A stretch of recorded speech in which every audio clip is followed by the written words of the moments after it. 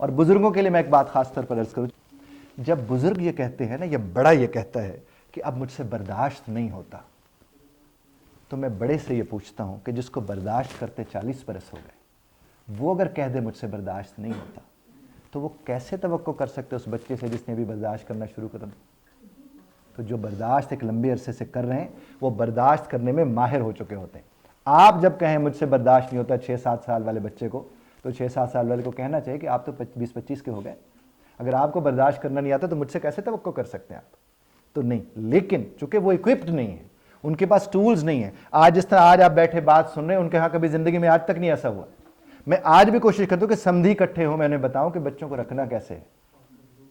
आपको एक अजीब सी बात बताऊं, अभी मैं कल परसों एक सुनो टीवी मॉर्निंग शो में गया, वहां पर मैंने उनसे बात की। एक मेरे पास एक कपल आया, वो कपल हनीमून पे गया, लोग साथ गए हुए थे, पर लोग हैं जी, इनको भी बताइए कितने लोग थे, लोग साथ गए हुए थे।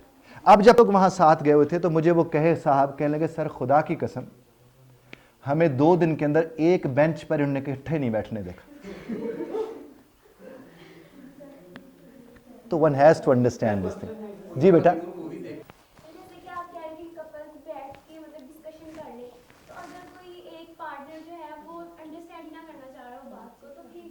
जी मैं आपको एक बात अर्ज करता हूँ, बड़ा अच्छा सवाल है आपका। देखिए, मैंने कोई 6 लाख से ज़्यादा टीचर्स की ट्रेनिंग करवाई है।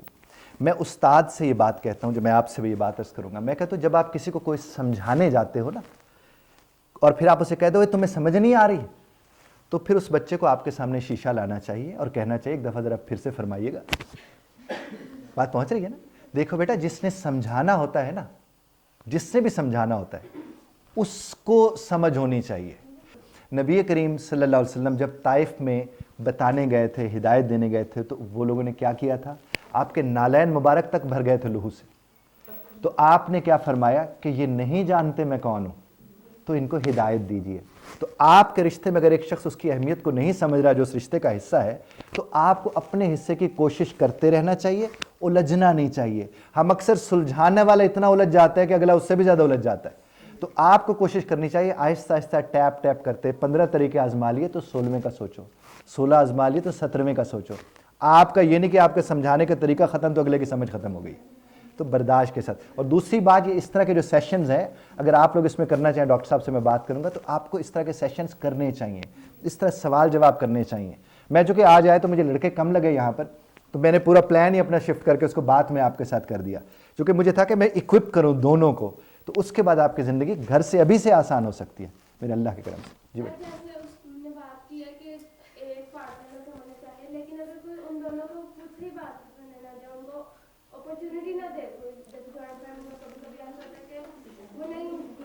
मैं आपको एक बात बताऊं बेटा, आजकल ना जॉइंट फैमिली में कपल्स वॉक करने बाहर जाते हैं, और वो इसीलिए जाते हैं कि उन्हें घर में बात करने कोई नहीं दे रहा, एक चीज़। और मौका पैदा किया जाता है। मौका पैदा करना अगर आपको नहीं आता तो आप तो फिर कुछ भी नहीं कर सकते। ठीक सर कह रहा है हॉस्टल वालों ने सुकून खराब किया होगा। हॉस्टल वालों ने? वो कैसे? हॉस्टल वालों ने जो हॉस्टल के अंदर रहते हैं, जो हॉस्टलाइट रहते हैं ना, हाँ, लड़कियों ने एक दूसरे को बहुत तंग किया होता है। वो खुद ही नहीं समझते। अच्छा, जो साथ यानी रूममेट्स हो गए, ये हो गए, वो हो गए। अच्छा, मैं आपको एक बात और बताऊं कि यहां पर भी मैं आपको एक बात अर्ज करूं कि देखिए, साथ रहकर साथ रहना सीखा जाता है। कैसे सीखा जाता है? साथ रहकर। और अक्सर होते साथ रह रहे होते हैं लेकिन रहने नहीं दे रहे होते। तो आपने क्या करना है? आपने सिर्फ अपना काम देखना है। देखिए, मैं आपको एक बात अर्ज करूं, मैं जो बार बार अर्ज कर रहा हूं, आपको अपना जवाब देना है। आप अगर इस बात को समझ लें, आपको कभी कोई परेशान कर ही नहीं सकता। आप जब ये कहते कि मुझे उसके हिस्से का भी जवाब देना है, उसके इसको, साहब ऐसा नहीं होता। कब्र अपनी है ना, तो समझ भी अपनी होनी चाहिए। आप अपने अमन को अपने पास रखें, कोई हॉस्टल वाला कुछ नहीं कर सकता। और मिसाल के तौर पर अगर आपको लगता है कि कोई आपका टूथपेस्ट उठा लेता है, कोई आपका साबुन उठा लेता है, इस तरह की चीजें होती है ना नॉर्मली देखने को, तो सवारी अपने सामान की हिफाजत खुद करे। उसके लिए जरूरी यही है कि आप अपनी चीजों को बेहतर तरीके से रखें। सालन उठा लेते, अल्लाह अकबर, कितने भूखे हैं। अच्छा, अब आप लास्ट बात मेरी सुन लीजिएगा प्लीज। अंग्रेजी जबान के हवाले से मैं आपसे अर्ज करूंगा, मैं डॉक्टर साहब से भी ये बात करूंगा। अंग्रेजी जबान के हवाले से जब आप लोग मार्केट में जाते हैं, कहीं भी जाते हैं, तो वैसे तो चारों स्किल्स आपकी ठीक होनी चाहिए। आप डॉक्टर्स हैं, पाकिस्तान से बाहर भी, अब मेरा ज़्यादातर क्लाइंट पाकिस्तान से बाहर है, पाकिस्तान के अंदर कम होता है। चूंकि मैं कपल्स के ऊपर बात करूँ तो पाकिस्तान में तो लोग कहाँ सुनते करते हैं चीज़ों को, यहाँ पर तो हस्बैंड वाइफ आके बैठते भी नहीं कि वो साथ आके बैठ जाए और बात कर लें। जिस तरह आप लोग अपनी अपनी जगह पर उलझे हो ना कि आपके शोबे को लेकर जिस तरह ट्रीट किया जा रहा है, इस तरह हमारे शोबे के साथ भी ये सिलसिला है। ये तो खैर हमें टीवी पे बार बार बुला के थोड़ी अवेयरनेस हुई, पाकिस्तान में भी ये चीज़ें होना शुरू हो रही है।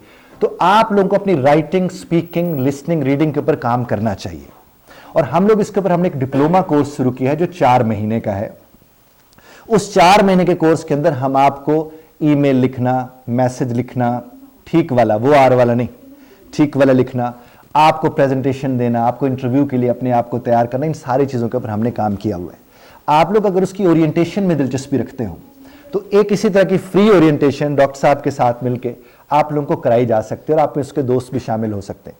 उसमें ओरिएंटेशन का मकसद सिर्फ इतना होगा कि आप हमसे ये पूछेंगे कि 4 महीने में आप हमें कैसे इस लायक कर सकते हैं, तो वो हम आपको जवाब देंगे। और अगर आपको लगता है कि आपको करना चाहिए तो वो आपके लिए बहुत ज़्यादा बेहतर होगा। बहुत शुक्रिया आपके तशरीफ़ आवरी का। खुदा आपको सम्मान में रखे।